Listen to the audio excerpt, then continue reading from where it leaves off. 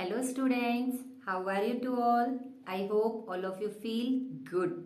Students, today I am going to teach you chapter number 1 of class 5th social science book. And the name of the chapter is The Land of Dense Forest. Students, the region between the Tropic of Cancer and the Tropic of Capricorn is the equatorial region. It is the map of equatorial forest of the world. The region between the Tropic of Cancer and Tropic of Capricorn. Tropic of Cancer और Tropic of Capricorn के बीच का जो हिस्सा होता है that is our equatorial region. Today we will read about that.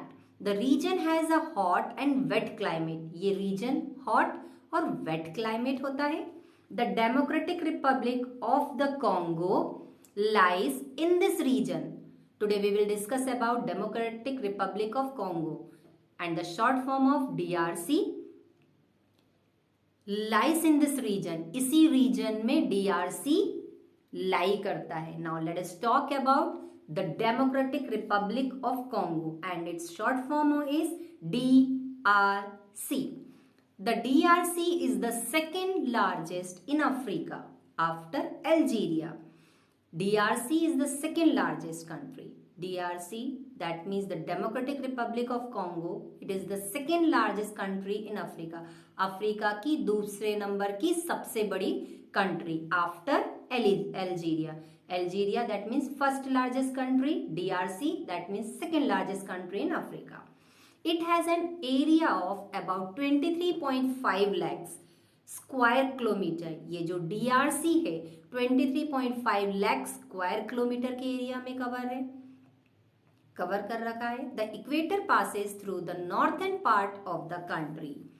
The equator passes through the northern part of the country. Country के north part में equator से मिलता है ये. Now location of DRC. The country is located in Central Africa. DRC is located in Central Africa. ये Central Africa में है. It is surrounded by 9 countries. DRC, it is surrounded by 9 countries. The Democratic Republic of Congo 9 countries के surrounded है. 9 कंट्रियों के आसपास बीच में बसा हुआ है. That means DRC के चारों तरफ 9 countries हैं. Now let us talk about land of DRC. अब land कैसी है DRC की? The river Congo, the second longest river in Africa. Africa की second longest river Congo है. It flows through the country. ये country में बहती है. This river is known as the highway of Central Africa. इसी river को हम Central Africa के नाम से भी जानते हैं. Which river is called highway of Central Africa? River Congo. That means River Congo is also known as the highway of Central Africa. The country lies in the center of the river basin. इस country में river basin नदियों की घाटी है. Here one fact wise is this: River Congo originates in the highlands of East Africa. River Congo originate हुई है highland of East Africa से and flow into the Atlantic Ocean. और कहाँ पे flow होके चली जाती है? Atlantic Ocean में. The famous Inga Falls are in the lower course of the river.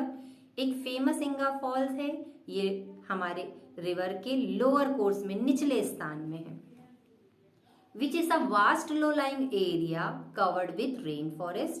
ये जो the country lies in the center of river basin. इस country में river basin है, river basin नदियों की घाटी. Which is a vast low-lying area. जो low-lying area है बहुत बड़ा. Covered with rainforest. Rainforest से covered है. It is surrounded by mountains and plateaus. और ये जो DRC है, it is surrounded by mountains and plateaus. पहाड़ों और पठारों से घिरा हुआ है. Towards the north east lie the Ruwenzori mountain. अगर हम नॉर्थ ईस्ट की तरफ चले जाएं तो रुवेंजरी माउंटेन है. Mount Margarita is the highest peak in this range. Margherita is the highest peak in this range. इस रेंज की सबसे ऊंची चोटी मार्गरेटा है. The country has 4 major lakes. इस कंट्री में 4 मेजर लेक्स हैं, झीलें हैं. Albert, Edward, Kiwi, and Tanganyika. These lakes lie along the eastern boundary of the country. Country की ईस्टर्न बाउंड्री को साथ साथ बहती हैं ये सारी lakes.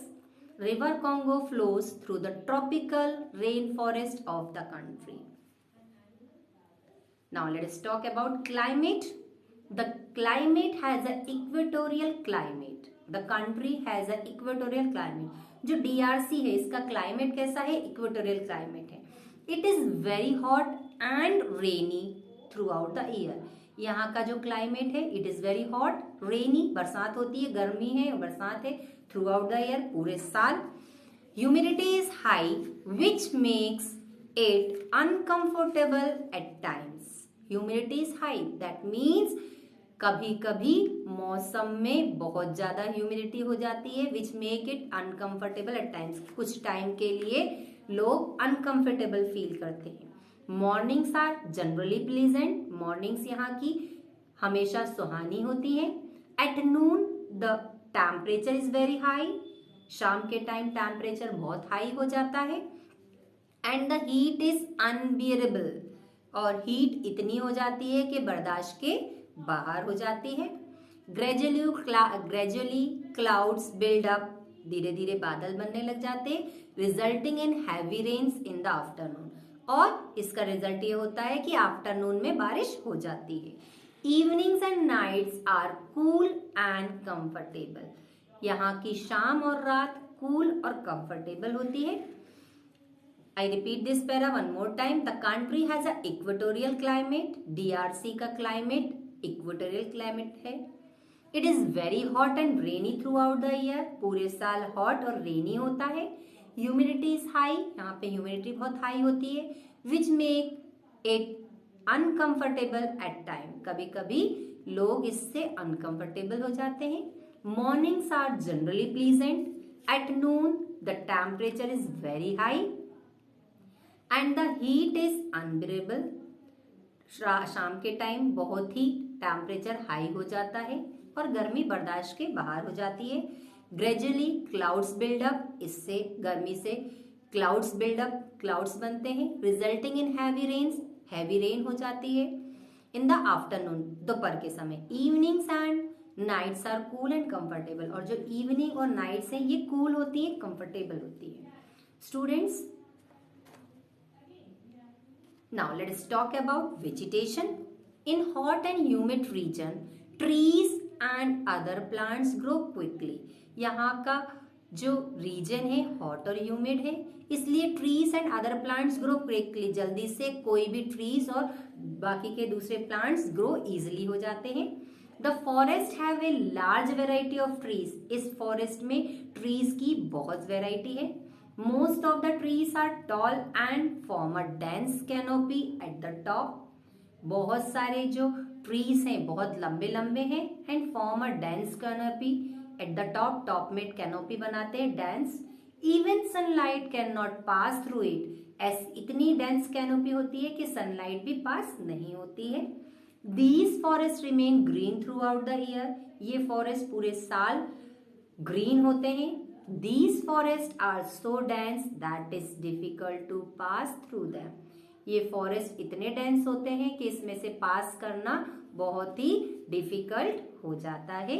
Students, it is enough to you. Meet you in the next video. Good day.